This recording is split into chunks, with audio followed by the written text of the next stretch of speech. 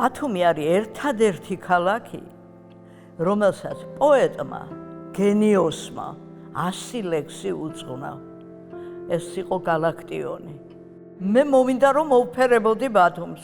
რა თქმა უნდა, ჩემეულად, ეხლა გალაქტიონს ვერ შევეჯიბრებოდი, მაგრამ და ვერც ბევრ სხვა პოეტებს ცნობილს, მაგრამ მაინც ჩემი კუთხით, ჩემი სულიდან ამოსული სიყვარული გამემხილა ბათუმისადმი.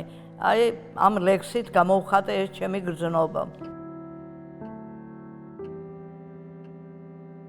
ბათუმს ისე მოედო მწიფე ლექსის სურნელი, ვით პრინცესას სურვილი, გიჟ პოეტთან ძილის და ქალაქი ჯერ კიდევ ტკივილ განუკურნელი, მე ლექსეთა ჰამქარით ფალავნობდა თბილისს. ევროპას კი ეძინა უძველესი ცოდვებით, სამიკიტნოს მოერგო ფიქრი ნიცშეანელის, იწყებოდა ყავით და თავრდებოდა ბოდლერით.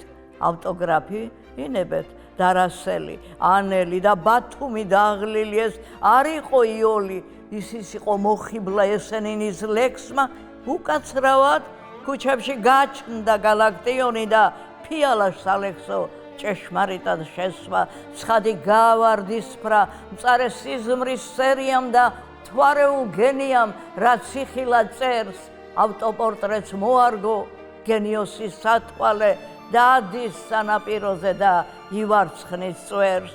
ბათუმს ისე მოედო მწიფე ლექსის სურნელივით, პრინცესას სურვილი, გიჟ პოეტთან ძილის და ქალაქი ჯერ კიდევ ტკივილ განუკურნელი, მე ლექსეთა ჰამქარით ფალავნობდა თბილისს.